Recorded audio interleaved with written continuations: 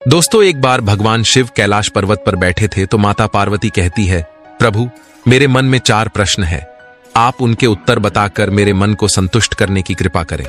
तो भगवान शिव कहते हैं, ठीक है पार्वती, तुम अपने 4 प्रश्न बताओ, मैं तुम्हें तुम्हारे 4 प्रश्नों के उत्तर बताकर तुम्हारे मन को संतुष्ट करने का पूरा प्रयास करूंगा। फिर माता पार्वती कहती है, प्रभु मेरा पहला प्रश्न है, बहन के यहाँ भाई का सम्मान कब होता है। मेरा दूसरा प्रश्न है, किसी अनजान जगह पर रात कैसे गुजारनी चाहिए। मेरा तीसरा प्रश्न है, किसी चीज की जरूरत पड़ने पर सबसे पहले किसे परखना चाहिए। मेरा चौथा प्रश्न है, अपना काम ठीक और समय पर करने के लिए क्या करना चाहिए। फिर भगवान शिव कहते हैं, हे पार्वती, तुम्हारे 4 प्रश्न बहुत ही महत्वपूर्ण और ज्ञानवर्धक है, इसीलिए मैं तुम्हें तुम्हारे 4 प्रश्नों का उत्तर एक छोटी सी कहानी के माध्यम से देता हूं। इसलिए मैं तुम्हें जब तक कहानी सुनाऊं, तुम कहानी को पूरा और मन से सुनना, क्योंकि आधी अधूरी कहानी सुनने से हमेशा आधा अधूरा ही ज्ञान प्राप्त होता है, जो जीवन में कभी काम नहीं आता। तो दोस्तों, कहानी शुरू करने से पहले मेरा आप सभी से अनुरोध है कि आप हमारी कहानी में खो जाएं, उससे पहले हमारे चैनल को सब्सक्राइब करके बेल आइकन अवश्य दबा लें, जिससे हमारी हर वीडियो का नोटिफिकेशन सबसे पहले आप तक पहुंच सके और आप हमारी हर वीडियो से प्राप्त ज्ञान का अपने जीवन में लाभ उठा सकें। तो चलिए कहानी शुरू करते हैं। भगवान शिव कहते हैं, हे पार्वती, एक समय की बात है, एक ब्राह्मण अपनी पत्नी के साथ रहता था। उसका एक बेटा था जिसकी शादी हो गई थी। क्योंकि वो ब्राह्मण अंधा था, इसलिए अपनी रोटी पानी की व्यवस्था के लिए अपने बेटे पर ही निर्भर रहता था।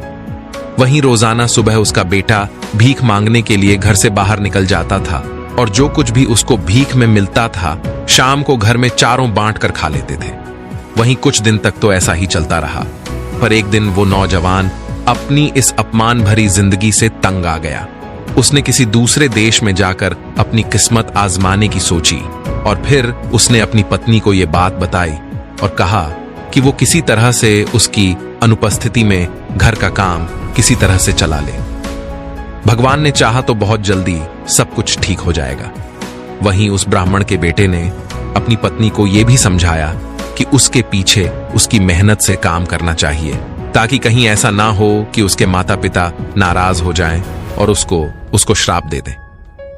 भगवान शिव कहते हैं, हे पार्वती, फिर ब्राह्मण का बेटा ऐसा सोचकर एक दिन गठरी में उसने अपने लिए कुछ खाना बांधा और घर से चल दिया।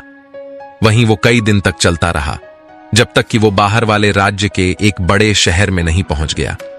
फिर वहां जाकर उसने एक दुकान पर जाकर उसने भीख मांगी। वही दुकानदार ने उससे पूछा कि तुम यहां कब आए और क्यों आए और तुम्हारी जाति क्या है।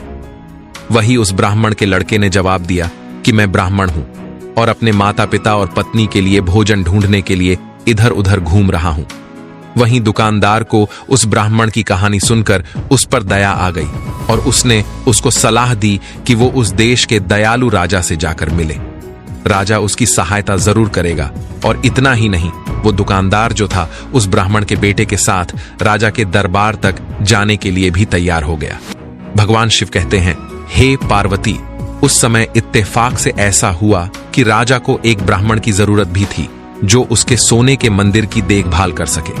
वहीं जब उसने ये सुना कि वो ब्राह्मण भला और ईमानदार है, तो राजा बहुत ही खुश हुआ और राजा ने तुरंत ही उस ब्राह्मण को अपने उस मंदिर का मालिक बना दिया और उसके लिए 50 खरवार चावल और 100 रुपए साल के निश्चित कर दिए। वहीं ब्राह्मण के घर छोड़ने के बाद में जब 2 महीने हो गए और वो वापस अपने घर पर नहीं गया और ना ही उसने घर पर कोई सूचना भेजी, तो ब्राह्मण की पत्नी परेशान होने लगी, क्योंकि उसने अपने पति ब्राह्मण के बारे में कोई भी सूचना नहीं सुनी थी। फिर वो अपने पति ब्राह्मण की खोज में निकल पड़ी। वहीं खुशकिस्मती से ब्राह्मण की पत्नी भी वहीं पहुंच गई जहां पर ब्राह्मण था और फिर वहां जाकर उसने सुना कि रोज सुबह राजा के सोने के मंदिर में एक अशर्फी उस देश के रहने वाले भिखारियों को दी जाती है। फिर ऐसी जानकारी मिलने के बाद में ब्राह्मण की पत्नी जो थी सुबह जल्दी उठती है और अशर्फी पाने के लिए मंदिर की ओर चली जाती है। वहीं जैसे ही ब्राह्मण की पत्नी राजा के मंदिर की ओर जाती है तो क्या देखती है कि वहां पर उसको उसका पति मिल जाता है। वहीं वो ब्राह्मण अपनी पत्नी से पूछता है कि तुम यहां पर क्यों आई हो, तुमने मेरे माता पिता को अकेला क्यों छोड़ा है? क्या तुमको इस बात की बिल्कुल भी परवाह नहीं है कि वो मुझे श्राप दे देंगे और मैं मर जाऊंगा? तुम तुरंत वापस घर चली जाओ, वहीं मेरा इंतजार करो। भगवान शिव कहते हैं, हे पार्वती। वहीं ब्राह्मण की बात सुनकर ब्राह्मण की पत्नी कहने लगी, नहीं प्रीतम, मैं खुद को और आपके दोनों माता पिता को भूख से तड़पते हुए नहीं देख सकती हूं, इसलिए मैं घर पर वापस नहीं जाऊंगी। क्योंकि घर में चावल का एक भी दान तक नहीं है तो ब्राह्मण कहने लगा, हे भगवान, ठीक है तो मत जाओ, तुम ये लो। और ऐसा कहकर ब्राह्मण ने अपनी पत्नी को एक कागज पर कुछ लाइन लिखी और वो कागज पत्नी को थमा दिया और कहा, मैंने तुम्हें जो कागज दिया है, इस कागज पर 4 लाइन लिखी हैं, तुम जाकर राजा को दे देना। हो सकता है इन 4 लाइनों के बदले राजा तुम्हें 1 लाख रुपए दे दे। और फिर इस प्रकार ब्राह्मण ने अपनी पत्नी को 4 लाइनें लिखा हुआ कागज का टुकड़ा देकर अपनी पत्नी को राजा के पास भेज दिया। अब उस कागज के टुकड़े को लेकर ब्राह्मणी अपने घर चली गई। वहां जाकर के उसने अपने सास ससुर को अपने पति से मिलने की बात बताई और बताया उसके पति ने उसको एक कीमती कागज दिया है जिस पर 4 लाइनें लिखी हुई हैं, जिनके बदले हो सकता है राजा उसे 1 लाख रुपए दे दे। भगवान शिव कहते हैं, हे पार्वती। वहीं ब्राह्मणी राजा के सामने खुद नहीं जाना चाहती थी तो उसने अपने एक जानने वाले को भेज दिया। वहीं राजा ने वो कागज पढ़ा और उस कागज लाने वाले को कोड़े से मारने का आदेश दे दिया। वहीं अगली सुबह ब्राह्मणी ने वो कागज स्वयं लिया और दरबार की ओर चल दी। जब वो दरबार की तरफ जा रही थी तो उस पर्चे को पढ़ती हुई जा रही थी। वहीं रास्ते में उस ब्राह्मणी को राजा का बेटा मिल गया तो उसने उससे पूछा कि तुम क्या पढ़ती जा रही हो? वहीं ब्राह्मणी ने कहा कि वो एक ऐसा कागज पढ़ती जा रही है जिसमें 4 सलाह लिखी हुई है। जो भी इंसान ये 4 सलाह लिखा हुआ कागज लेगा उसको मुझे 1 लाख रुपए देना होगा। वहीं ये 4 सलाह ऐसी हैं जो उसके जीवन में बहुत काम आएंगी। वहीं ब्राह्मणी की बात सुनकर राजकुमार एकदम से आश्चर्यचकित हो जाता है और राजकुमार ब्राह्मणी से वो कागज लेता है। वहीं ब्राह्मणी ने राजकुमार को वो कागज दिखा दिया तो उसको पढ़कर उसने उसको पैसों के लिए परवाना लिखा और आगे बढ़ गया। वहीं बेचारी गरीब ब्राह्मणी ने राजकुमार को पर्चा खरीदने के लिए बहुत धन्यवाद दिया और फिर ब्राह्मणी को राजकुमार द्वारा जो 1 लाख रुपए मिले, उस ब्राह्मणी ने घर के लिए इतना सामान खरीदा कि लंबे समय तक काफी था। वहीं राजकुमार पर्चा लेकर जब अपने पिता के पास जाता है और राजा से स्त्री से मुलाकात की चर्चा सुनता है और साथ में कागज खरीदने के बारे में बताता है।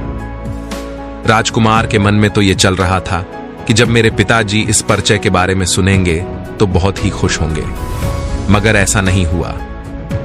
राजा तो पर्चे वाली बात सुनकर एकदम से राजकुमार पर गुस्सा हो गया और उसने अपने बेटे राजकुमार को देश से बाहर निकाल दिया और कहा, तू मूर्ख है, तूने 1 लाख रुपए बर्बाद कर दिए, ये 4 लाइन तेरे किस काम आएंगी? वहीं राजकुमार काय देश से निकालने से सारा शाही राजघराना बहुत दुखी हुआ कि आखिरकार राजा ने अपने बेटे को देश से क्यों निकाल दिया। ऐसा आदेश राजा ने अपने बेटे के लिए कैसे सुना दिया, क्योंकि राजकुमार सबका प्यारा था। इसके अलावा सबको उससे बड़ी उम्मीदें थीं। वही सबसे बड़ी बात तो ये थी कि वो राजकुमार उस राजगद्दी का वारिस था। फिर राजा ने ऐसा क्यों किया? भगवान शिव कहते हैं, हे पार्वती, फिर भी राजा का आदेश तो आदेश था तो तुरंत उसका पालन किया गया। वहीं राजकुमार ने अपनी मां को, संबंधियों को, दोस्तों को सबसे अलविदा कहा और अपने घोड़े पर सवार होकर घर से निकल पड़ा। अब वाय कहां जाएगा, किधर जाएगा, उसको स्वयं को भी मालूम नहीं था। वहीं रात होते होते राजकुमार एक ऐसी जगह पर आ पहुंचा जहां उसको एक व्यक्ति मिला। उसने उसको रात में अपने घर में ठहरने के लिए कहा तो राजकुमार ने उसका बुलावा स्वीकार कर लिया। आखिरकार वो रात में जाता तो कहां जाता। उसने सोचा, चलो ये अनजान जगह है, लेकिन रात तो यहां पर ही गुजारनी पड़ेगी। वहीं उस अजनबी इंसान ने राजकुमार का राजकुमार की तरह ही स्वागत किया और फिर उस आदमी ने राजकुमार के सोने के लिए एक चटाई बिछा दी और उसको बहुत अच्छा खाना खिलाया। वही रात को उसकी बेटी ने उसकी बहुत सेवा की, क्योंकि जगह अनजान थी, राजकुमार को सोना था। अब वो मन में विचार करने लगा कि मुझे उस स्त्री के द्वारा जो पर्चा मिला था उस पर 4 सलाह लिखी थी, मुझे उन सलाह पर ध्यान देना चाहिए। और फिर वो राजकुमार मन में सोचने लगा कि जगह अनजान है, पता नहीं ये आदमी मेरे सोने के बाद में मेरे साथ क्या घटना घटित कर दे, इसलिए मुझे आज की रात सोना नहीं चाहिए और उस पर्चे पर लिखी हुई एक सलाह पर ध्यान देना चाहिए। वहीं राजकुमार मन में ऐसा सोचकर लेट तो हो गया मगर सोया नहीं। वही आधी रात के समय उस आदमी की बेटी उठी और वो अपने हाथ में तलवार लेकर राजकुमार को मारने के इरादे से दौड़ी। क्योंकि राजकुमार सोया नहीं था इसलिए वो उठकर बैठ गया और तलवार के वार से गच गया। वहीं राजकुमार ने तलवार पकड़ ली और बोला, मैंने तुम्हारा क्या बिगाड़ा है या फिर मैं तुम्हारा क्या बिगड़ना चाहता हूं जो तुम मुझे मारने चली हो। अपनी तलवार संभाल कर रख लो ताकि तुम्हें बाद में कोई परेशानी ना हो, जैसे कि उस राजा को हुई थी जिसने गलती से अपने तोते को मार दिया था। वहीं लड़की कहने लगी, कौन सा राजा, तुम किसकी बात कर रहे हो? तो राजकुमार कहने लगा, मैं तुम्हें एक कहानी सुनाता हूं, ध्यान से सुन लो। एक बार की बात है, एक राजा था जिसके पास एक बहुत सुंदर तोता था। वो तोता राजा को बहुत ही प्यारा था। वो तोता राजा के हर समय साथ में रहता था और राजा अपनी रानियां से बात करने से पहले उस तोते से बात करता था। वही एक बार उस तोते ने राजा से 1 महीने की छुट्टी मांगी क्योंकि वो अपने बेटे की शादी करने के लिए जाना चाहता था। वहीं राजा ने तोते को छुट्टी दे दी और वो तोता अपने घर चला गया। वहीं घर जाकर तोते ने बड़ी धूमधाम से अपने बेटे की शादी की और शादी के बाद में वापस लौटने लगा। वही लौटते समय वो तोता 2 पेड़ों की टहनियां तोड़कर लाया, जिसमें से एक पेड़ के फल खाने से कोई भी जवान आदमी बूढ़ा हो जाता था और दूसरे पेड़ के फल खाने से बूढ़ा आदमी भी जवान हो जाता था। वहीं तोते ने आकर के वो दोनों टहनियां जो थी राजा के बगीचे में बांध दी। वही समय आने पर दोनों पेड़ों पर फल लगे, लेकिन जैसे ही वो फल पकने वाले थे उस देश में एक तूफान आया जिससे वो पेड़ नीचे गिर गए। वहीं एक सांप तूफान के साथ हुई तेज बारिश के पानी के साथ वहां आ गया। उसने अपना सारा जहर उन पेड़ों की शाखों पर बिखेर दिया, जिससे किसी को पता नहीं चला। वहीं तूफान के बाद जब पानी उतर गया तो उन पेड़ों को फिर से लगा दिया गया। वो पेड़ फिर से हरे भरे हो गए और उनमें फिर से फल आ गए। वही समय आने पर उन पेड़ों के फल जो थे राजा के पास ले जाए गए। वहीं राजा ने उनमें से एक पेड़ के कुछ फलों को चखने के लिए एक कुत्ते की तरफ फेंक दिए। वहीं कुत्ता फलों को खाते ही मर गया।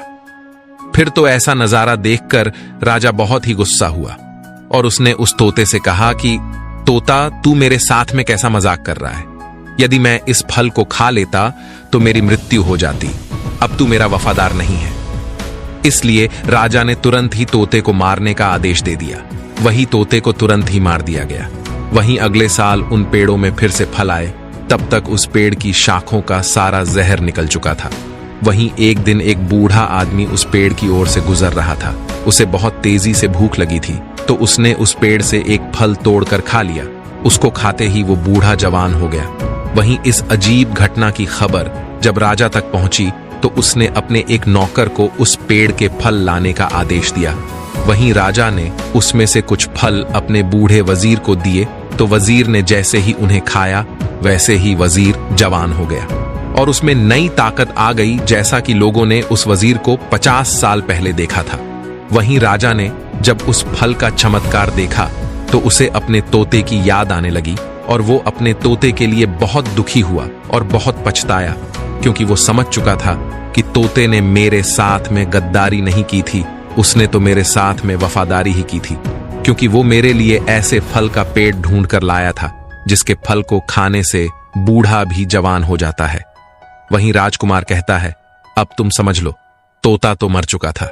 उसने राजा के साथ वफादारी की थी, राजा के साथ में कोई गद्दारी नहीं की थी, राजा का कोई काम नहीं बिगड़ा था। अब आखिर राजा क्या कर सकता था? तोता तो पहले ही मर चुका था। सिर्फ राजा के पास में पछताने के अलावा और कुछ भी शेष नहीं था। वही कहानी सुनाकर राजकुमार कहता है, मुझे यकीन है कि तुम मेरे साथ ऐसा नहीं करोगी, क्योंकि तोता के मरने के बाद में राजा को पछताना पड़ा था। इसी प्रकार मुझे मारने के बाद में तुम्हें भी पछताना पड़ेगा, क्योंकि मैं तुम्हारा कोई दुश्मन नहीं हूं, मैंने तुम्हारा कुछ भी नहीं बिगड़ा है। राजकुमार की बात सुनकर वो लड़की कहने लगी, ठीक है, अब मैं तुम्हें नहीं मारूंगी, मगर मैं क्या करूं? 1 घंटे के बाद दिन निकल आएगा और मेरे पिता ने मुझसे कहा था कि मैं तुमको यकीनन मार दूं, और अगर मैंने तुम्हें नहीं मारा तो मेरा पिता मुझे मार देगा। अब मैं क्या करूं? मेरी जिंदगी अब तुम्हारे हाथ में है। वही लड़की की बात सुनकर राजकुमार बोला, मुझे अपने इस शापित घर से बाहर निकलने का रास्ता बताओ और तुम मेरे साथ चलो।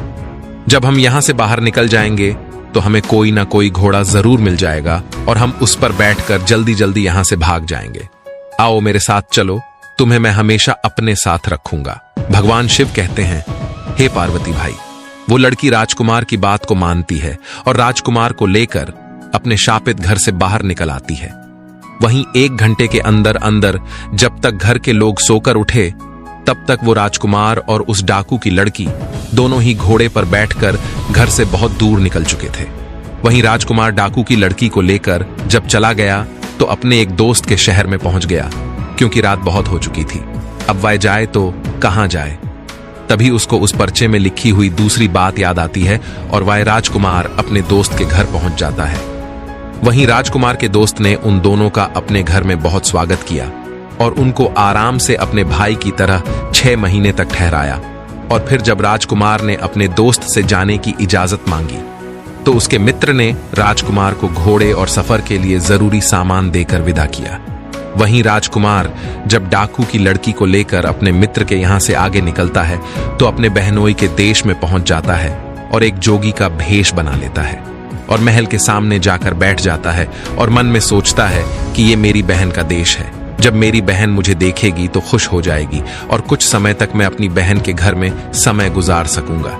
वहीं जब योगी बने राजकुमार की सूचना उसकी बहन को मिलती है, उसके बहनोई को मिलती है, तो जब उसकी बहन आती है और देखती हैं कि मेरे भाई की ये हालत, मेरा भाई सन्यासी है, इसके पास तो खाने तक के लिए कुछ नहीं है, तो वो अपने भाई को पहचानने से इनकार कर देती है और अपने महल के सामने से अपने भाई को धुतकार कर भगा देती है। वहीं जब योगी बना राजकुमार भाई अपनी बहन से अपमानित होता है तो वहां से चला जाता है।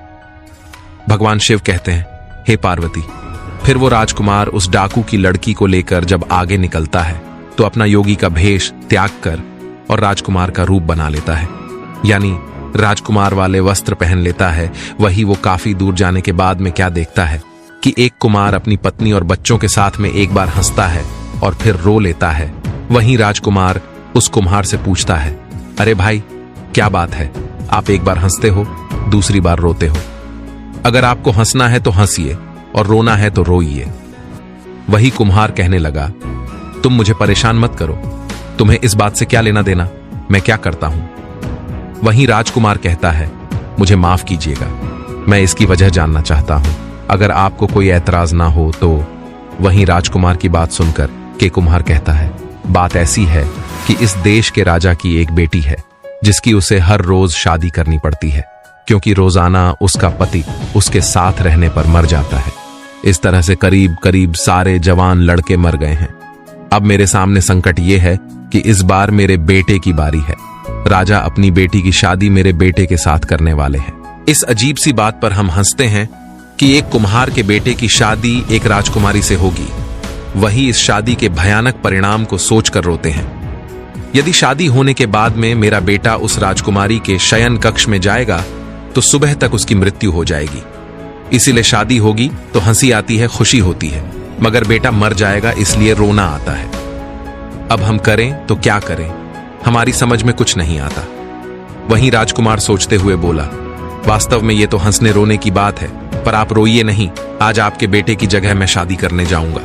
बस मुझे उस मौके के लिए ठीक से कपड़े बनवा दीजिए और तैयार कर दीजिएगा। फिर तो कुम्हार ने उसके अच्छे से कपड़े बनवा दिए, कुछ गहने बनवा दिए और शादी के लिए राजकुमार को महल भेज दिया। वहीं शादी होने के बाद में राजकुमार जब राजकुमारी के कमरे में गया, वहीं राजकुमार ने सोचा, ये तो बड़ी भयानक घड़ी है, क्या मैं भी दूसरे नौजवानों की तरह यहां पर मारा जाऊंगा। वहीं राजकुमार को परिचय में लिखी हुई तीसरी बात याद आती है और फिर वो अपनी तलवार को कसकर अपनी मुट्ठी में पकड़ लेता है और इस इरादे से अपने बिस्तर पर लेट जाता है कि आज की रात वो सोएगा नहीं और देखेगा कि आखिरकार होता क्या है। और फिर जब आधी रात का समय हुआ तो उस राजकुमार ने देखा कि राजकुमारी के नथुनों से 2 सांप निकले और उस राजकुमार को मारने के लिए उसकी ओर बढ़ने लगे, जैसे शायद उन्होंने पहले कुछ नौजवानों को मारा था। वहीं राजकुमार तो पहले से ही तैयार था, उसने अपनी तलवार कसकर पकड़ ली और जैसे ही वो सांप राजकुमार के बिस्तर पर आए राजकुमार ने अपनी तलवार से उन दोनों सांपों को काट दिया। वहीं सुबह राजा राजकुमार की खोज खबर लेने के लिए आया तो राजा देखकर आश्चर्यचकित हुआ कि ये नौजवान तो जिंदा है और उसकी बेटी से बातें कर रहा है। वही उस राजा ने सोचा कि जरूर ये मेरी बेटी का पति होगा, क्योंकि इसके साथ में वही रह सकता है जो इसका असली पति है। फिर तो राजा कमरे में घुसा और उससे पूछा कि तुम कौन हो और कहां से आए हो। तो राजकुमार कहने लगा, महाराज में एक देश का राजा का बेटा हूं। वही राजा ने जब सुना कि ये एक राजकुमार है तो बहुत ही खुश हुआ और फिर उसने राजकुमार को अपने ही महल में रख लिया। वहीं राजकुमार राजा की बेटी के साथ में राजा के महल में 1 साल से ज्यादा रहा और फिर उसने अपने देश जाने की इजाजत मांगी तो राजा ने उसको तुरंत ही इजाजत दे दी। वहीं राजा ने राजकुमार और अपनी बेटी को विदा करते समय राजकुमार के माता पिता के लिए भेंट में हाथी, घोड़े, जवाहरात और बहुत सारे पैसे देकर उन दोनों को विदा कर दिया। वहीं राजकुमार सारा सामान लेकर अपने घर की ओर चल दिया। भगवान शिव कहते हैं, हे पार्वती, जिस समय राजकुमार उस डाकू की लड़की और राजकुमारी को साथ लेकर अपने घर पर आ रहा था तो रास्ते में फिर उसकी बहन का घर पड़ता है। वही जब राजकुमार अपनी बहन के महल के सामने से होकर गुजरता है तो उसकी बहन और बहनोई की नजर उस राजकुमार पर पड़ जाती है।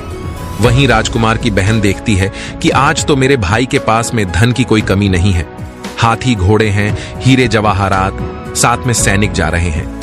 वहीं फिर तो अपने भाई को धनवान देखकर उसकी बहन जो थी एकदम से राजकुमार के सामने आती है और उसे भाई कहती है कि भाई चलो हमारे घर में रहो। वही राजकुमार अपनी बहन को प्रणाम करता है और कहता है, मैं एक दिन आपके पास में आया था, मेरा जोगी का भेष था, मेरी हालत ठीक नहमी थी, तो आपने मेरी गरीबी को देखकर मुझे अपने महल के बाहर से भगा दिया था, और जब आज मेरे पास में धन है तो आप लोग मेरा सम्मान कर रहे हैं, मुझे अपने घर में ले जाने की बात कर रहे हैं, लेकिन मैं नहीं आऊंगा। वहीं राजकुमार की बात सुनकर बहन चुपचाप खड़ी देखती रहती है, मगर भाई बहन का रिश्ता अनमोल होता है। वहीं राजकुमार अपनी बहन को एहसास दिलाने के लिए 2 हाथी, 2 घोड़े, 15 सिपाही और 10 लाख के हीरे जवाहरात देता है और प्रणाम करके अपने घर की ओर निकल जाता है, क्योंकि राजकुमार के बुरे दिन समाप्त हो चुके थे। जब वो अपनी बहन को हीरे जवाहरात देकर आगे बढ़ता है तो चलते चलते उसके पुराने दोस्त का शहर आ जाता है और फिर वो अपने पुराने दोस्त के पास जाता है और उस धन्यवाद देता है कि मित्र, वास्तव में मेरे बुरे समय में आपने साथ दिया, इसलिए मैं आज आपको धन्यवाद देता हूं। यदि कभी भी आपको मेरी जरूरत पड़े तो मैं हर समय आपके लिए तत्पर रहूंगा। भगवान शिव कहते हैं, हे पार्वती, इस प्रकार राजकुमार अपने मित्र को धन्यवाद देकर अपने घर पहुंच जाता है और अपने माता पिता को अपने आने की खबर देता है। पर अफसोस कि अपने बेटे को बाहर निकाल देने के बाद में राजकुमार के माता पिता अपने बेटे की जुदाई में रोते रोते अंधे हो गए थे। वहीं राजा कहने लगा, मेरा बेटा आ गया है, मैं सिर्फ इतना जानता हूं, जब मेरा बेटा मेरी आंखों पर हाथ घुमाएगा तो मेरी आंखों में रोशनी आ जाएगी। वही राजकुमार जब अंदर आता है तो बूढ़े माता पिता यानी बूढ़े राजा रानी अपने बेटे राजकुमार का स्वागत करते हैं। वही राजकुमार अपने दोनों हाथ अपने माता पिता की अंधी आंखों पर रखता है तो उनको फिर से दिखाई देना शुरू हो जाता है और फिर राजकुमार राजा को अपनी बीती सारी कहानी सुनाता है और बताता है कि आपने जिस परिचय की वजह से मुझे घर से बाहर निकाला था, आज आपका बेटा राजकुमार उस परिचय पर लिखी हुई 4 सलाह की वजह से आपके राजकुमार के प्राण बचे हैं। वो 4 सलाह बहुत ही कीमती हैं, जिन्होंने मेरी हर मोड़ पर प्राणों की रक्षा की। वहीं कहानी समाप्त होने के बाद में माता पार्वती कहती हैं, हे प्रभु, उस परिचय में वो 4 सलाह कौन सी थी, मैं भी जानना चाहती हूं। तो भगवान शिव कहते हैं, उस परिचय में 4 सलाह लिखी थी। पहली सलाह थी, अगर कोई आदमी यात्रा में हो और रात को किसी अजनबी जगह पहुंच जाए तो उसको वहां ठहरने के मामले में हमेशा सावधान रहना चाहिए। कहीं ऐसा ना हो कि वहां पर ठहराने वाला व्यक्ति ही उसके साथ में गद्दारी कर दे और उसको मार दे और उसका सामान लूट ले। इसलिए किसी भी अनजान जगह ठहरने के मामले में हमेशा सावधानी बरतनी चाहिए। वही उस परिचय में दूसरी सलाह लिखी थी, अगर किसी को किसी चीज की जरूरत हो तो पहले उसे अपने दोस्त को परखना चाहिए, और अगर उसको किसी चीज की जरूरत ना हो तो उसको अपने दोस्तों को अपने आप को परखने नहीं देना चाहिए। वहीं पर्चे में तीसरी सलाह लिखी थी, अगर किसी आदमी ने अपनी बहन की शादी कर दी है और अगर वो उसको मिलने के लिए बड़ी शान शौकत से जाता है तो उसकी बहन अपने भाई का बहुत ही अच्छी तरह से आवभगत करेगी। जैसे कि बहन को भाई से कुछ लेना हो, पर अगर भाई गरीब हालात में जाता है तो वही बहन उससे नाराज होगी और उसकी पहचान से भी इनकार कर देगी। वहीं परिचय में चौथी सलाह लिखी थी, अगर किसी आदमी को कोई काम करना है तो उसको वो काम अपने आप ही करना चाहिए और अपनी पूरी ताकत से करना चाहिए और बिना किसी डर के करना चाहिए, तभी जीवन में सफलता प्राप्त होगी, अन्यथा जीवन में दुखों के बादल गिर जाएंगे। वहीं माता पार्वती कहती है, हे प्रभु, वास्तव में ये 4 सलाह बहुत अच्छी है। हर इंसान को इन 4 सलाहों को अपने जीवन में अवश्य उतरनी चाहिए और सुखपूर्वक जीवन जीना चाहिए। जो भी स्त्री पुरुष इन 4 सलाह को अपने जीवन में उतरेंगे, उनके जीवन में कभी भी कोई धोखा नहीं होगा। तो दोस्तों, यदि आपको वीडियो पसंद आई हो तो हम दोस्तों लाइक एंड सब्सक्राइब करके जाना और पूरी कहानी सुनने के लिए धन्यवाद।